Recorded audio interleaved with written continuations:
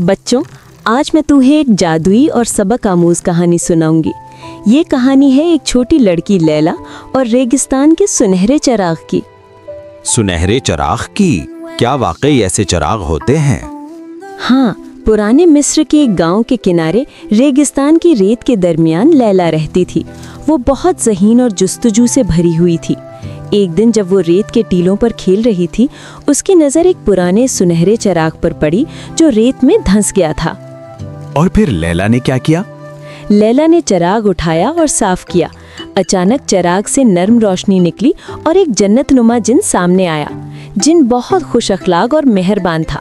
उसने कहा, मैं तुम्हारी 3 ख्वाहिशें पूरी कर सकता हूँ, लेकिन सिर्फ उन लोगों के लिए जो दिल से अच्छे हों। वाह, 3 ख्वाहिशें! लैला ने क्या चाहा? लैला ने पहली ख्वाहिश में कहा, गांव के सब लोग खुश और सेहतमंद रहें। जिन ने मुस्कुराकर सर हिलाया और गांव में हर घर में खुशी और सेहत का एहसास छा गया। ये तो वाकई हैरत अंगेज है। फिर लैला ने अपनी दूसरी ख्वाहिश के बारे में सोचा। उसने कहा, रेगिस्तान के सफ़र करने वाले कभी भटक न जाएं। जिन ने एक जादुई रोशनी पैदा की जो रास्तों को रोशन करने लगी और हर मुसाफिर महफूज रहने लगा। और तीसरी ख्वाहिश, ये सबसे खास होगी। बिल्कुल, लैला ने कहा, मैं हमेशा समझदार और मेहरबान रहूं ताकि दूसरों की मदद कर सकूं।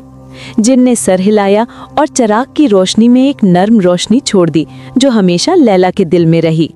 हमें इस कहानी से क्या सीखना चाहिए? देखो, दूसरों की मदद करना सबसे बड़ी ताकत है। चाहत में सब्र और हिकमत जरूरी है। सच्ची खुशी दूसरों की खुशी में है। नेक दिल और मेहरबान रहना हमेशा अच्छे नतीजे लाता है। अपनी जिम्मेदारियों और इल्म को दूसरों की भलाई के लिए इस्तेमाल करें। तो बच्चों, ये कहानी हमें ये सिखाती है कि हकीकी खुशी खुद के लिए नहीं बल्कि दूसरों की भलाई और मदद करने में है।